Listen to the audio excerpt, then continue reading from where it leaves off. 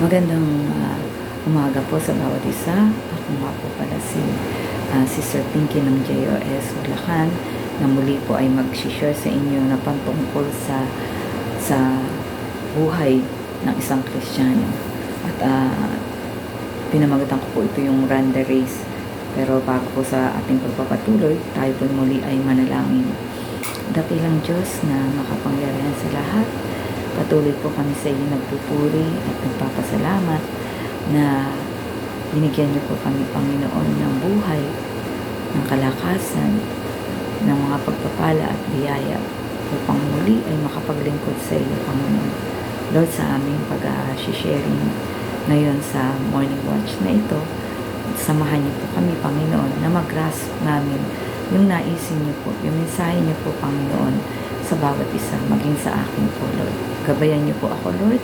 Humingi ako sa iyo, O Lord, O Holy Spirit, ng paggabay sa pag-sharing na ito, yung mga words lamang po na naisin ninyo ang ma-share ko po. At Lord, biyayaan niyo po ako ng pure heart and obedient heart po, Panginoon, sa leading at guidance mo, O Lord, to your will.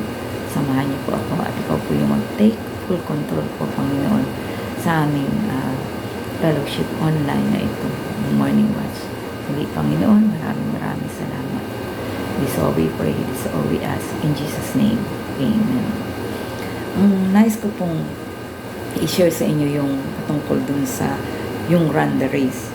Kung meron po kayong Biblia, makibasa po kayo sa akin sa Hebrews 12:1-2. Ito nga po, medyo English lang po, magtataglish na lang po ako.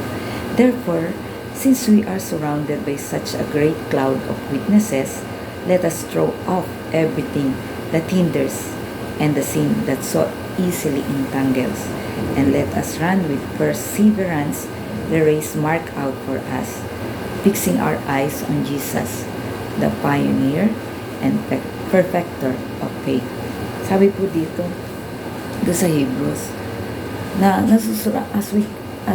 sa Christian, nasusurround po tayo ng mga witnesses, ng mga may relasyon sa Panginoon.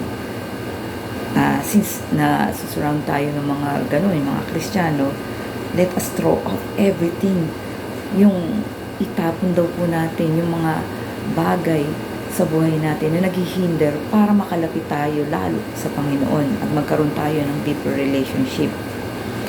Yung sin, isa po sa naglalayo sa atin sa Panginoon, yung sin, ialis daw po natin yun. At tumakbo po tayo ng with perseverance, mark out for us. Kumbaga, may kanya-kanya pong race na ibinigay ang Panginoon sa atin. Yung takbuhin po sa buhay. Walang Kristiyano o walang tao na nakakilala sa Panginoon na walang pagtakbo sa buhay. Meron po tayo kanya-kanyang race. Pero yun nga po ang bilin dito sa Hebrews 12:1-2, tumakbo daw po tayo with perseverance. Yung walang patid, yung matyaga, diligent. At saka yung while running the race that we have from our God, i-fix daw po natin ang ating eyes kay Jesus, the perfecter of our faith. What does it mean to run the race? Ano daw po yung kahulugan ng pagtakbo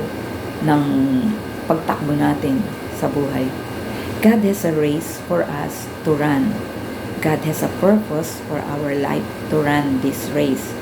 Means to acknowledge that God's purpose for our life is what matters, and to make it number one priority to discover and complete its purpose. Katulad po nung nasabi ko na kanina, na meron po tayo kanya-kanyang takbuhin sa buhay.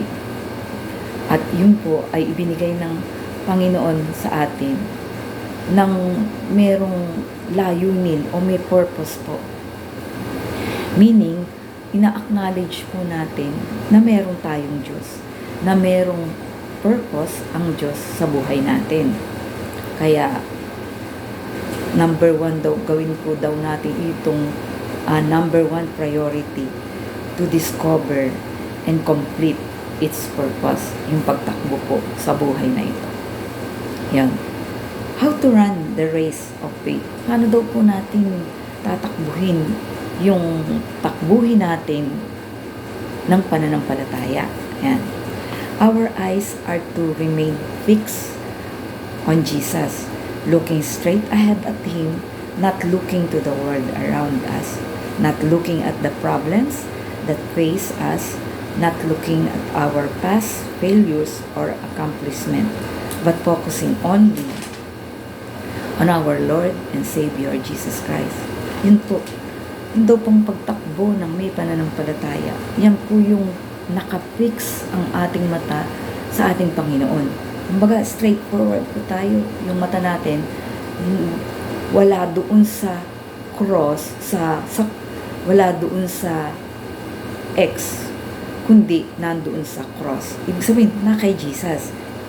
Yung straight ahead at Him. Not looking, yung hindi daw po tayo titingin doon sa mundo na nakapaligid sa atin, sa mga problems na meron tayo, at sa yung mga nakaraan nating failures or accomplishment, but focusing only to Jesus. Bakit po kay Jesus? Sabi nga po, lagi nating nadidinig yun.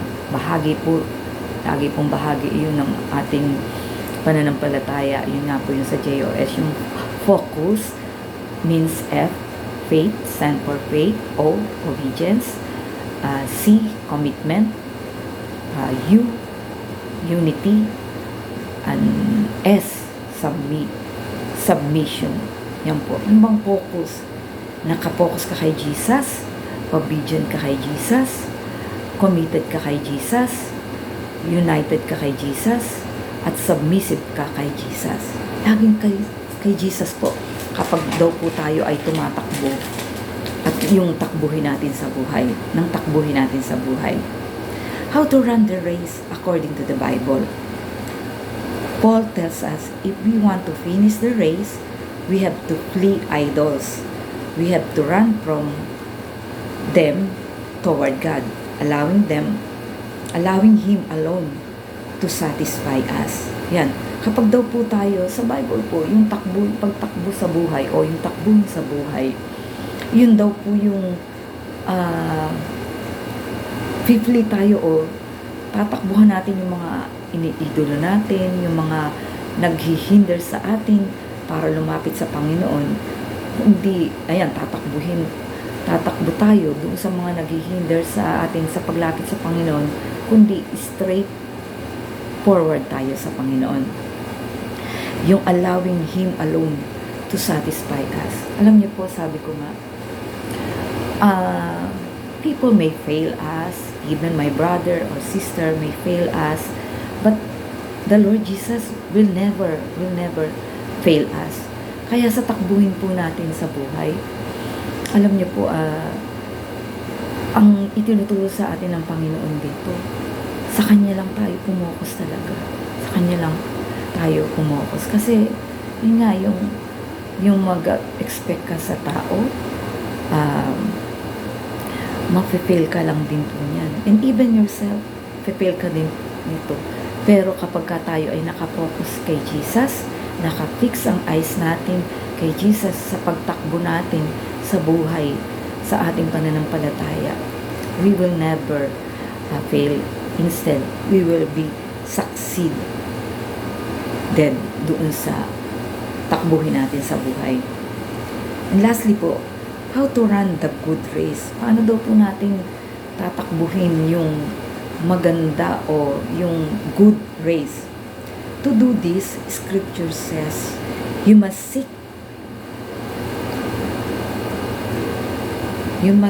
yourself of everything.